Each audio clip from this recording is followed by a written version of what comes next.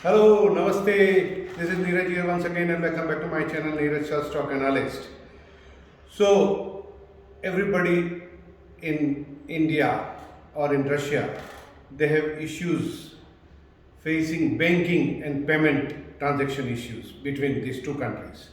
So, in today's video, I would like to clarify some of the misnomers or the misconceptions about the banks and particularly the banks in India, which banks one should do transactions or which banks and one should have accounts for doing business with Russia, import or export with Russia, right? And for the Russian exporters and importers also, that your counterparty in India, what you should advise them in case you face difficulties in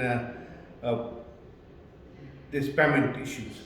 So let us first, my advice is that you should avoid, so any Indian exporters or importer working with Russia, means importing from Russia or exporting to Russia, and they have to make payment to Russia or they have to receive payments from Russia. So we are talking about those companies, we are not talking about the individuals.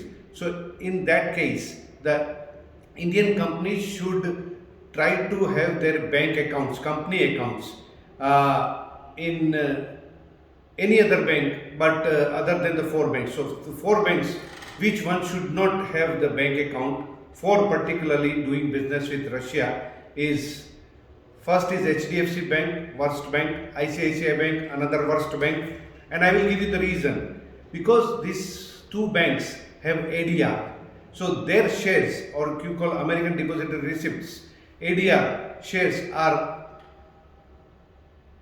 listed in American Stock Exchange, and another two banks which has their shares listed in the European Stock Exchange is, they are called GDRs, so Global Depository Receipts. So this is Axis Bank and State Bank of India. So these four banks, you should avoid having accounts or during the transaction. And also, and other banks, yes, there are no issues in transaction generally. I'm talking about in general. So there are people asking that why it is issue, because these people have their shares listed in the American Stock Exchange and European Stock Exchanges. So their investors are Europeans and Americans, and because of the sanctions issue with Russia and because of this ongoing war with Ukraine, there are a lot of sanctions on Russian companies, on Russia, Russian individuals. So that is the reason these banks are very cautious about, or they are afraid of doing any business with Russia. So now the question is, people ask is then, okay, if it is so difficult, why not open account with any other bank in India? Because there are so many public sector banks, government banks, and also other private banks like Kotak Mahindra, Yes Bank, IndusInd Bank, or even Sberbank India. Sberbank, Russian has Sberbank India, Indian bank. So the problem in India is that the banks or the companies who have an account with certain bank, if they want to open account in another bank, they need to have a NOC, no objection certificate, from the existing bank account. Can you believe it? So much of restrictions for the business companies accounts. So because they have an ongoing credit limit or whatever, that draft issues, overdraft issues with this existing bank.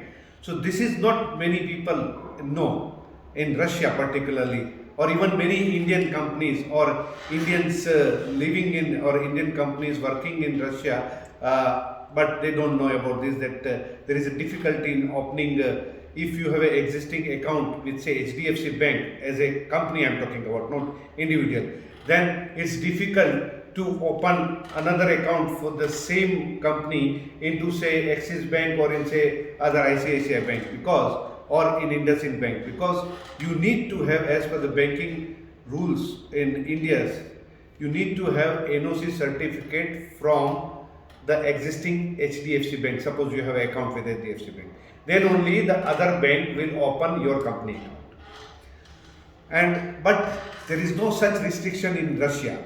So Indian companies working in Russia or the Russian companies, they can open as many accounts without any requirement of any document or objection certificate from the existing bank account. So that's very good aspect about the Russian banking system, and this is a very restrictive aspect of the Indian banking system. And so what is the solution for overcoming this problem of bank accounts?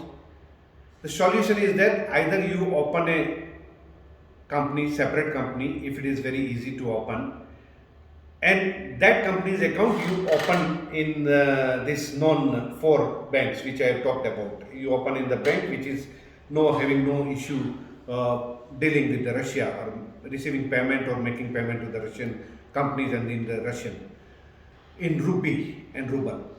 Or open a subsidiary company, open a sister company or the subsidiary company, what you call, or an associate company, and open that account in other bank account, and that way you can overcome the problem of having accounts with the HDFC Bank, ICICI Bank, Axis Bank and State Bank of India. These are the 4 notorious banks in India. So you be careful about particularly if as a company or individual, if you are doing your work with Russia, means you are exporting or importing your trade with Russia, then these 4 banks should be avoided.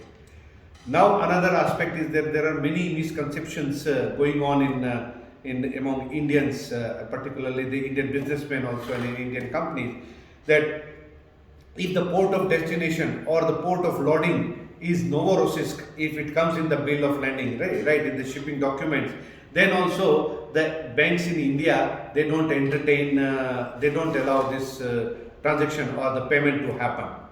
So let me be very clear about this, is that there is nothing like this way. And as I told you, these are the 4 banks which are the bad, which are listed in the USA Stock Exchange and the European Stock Exchange. They only create problems about Novorossiysk port. There is nothing, no other banks create problem about Novorossiysk port.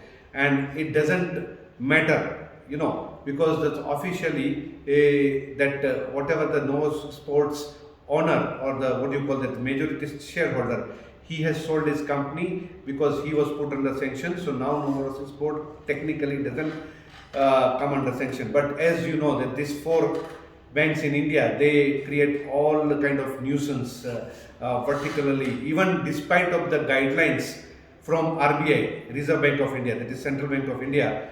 They have given these guidelines, and they should be doing business with Russia and Russian companies, and there should not be any problem in sending payment or receiving payment from Russia. But still these 4 banks create problems. So better to avoid these 4 banks.